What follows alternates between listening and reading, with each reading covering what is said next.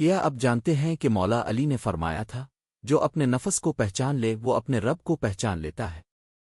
حضرت علی ہمیں خود احتسابی کا درس دیتے ہیں۔ اب فرماتے ہیں کہ انسان کا سب سے بڑا دشمن اس کا اپنا نفس ہے، اور سب سے بڑی فتح نفس پر قابو پانا ہے۔ جو شخص دوسروں کی غلطیوں کو دیکھنے کے بجائے اپنی اصلاح میں لگ جاتا ہے، اللہ اس کے درجے بلند کر دیتا ہے۔ مولا علی کا فرمان ہے کہ لالچ انسان کو ذلیل کرتا ہے، جبکہ قناعت انسان کو بادشاہ بنا دیتی ہے۔ دنیا کی چاہت کبھی ختم نہیں ہوتی، مگر دل کا سکون صرف اللہ کی رضا میں ہے۔ جو شخص کم میں خوش رہنا سیکھ لے وہ کبھی محتاج نہیں رہتا۔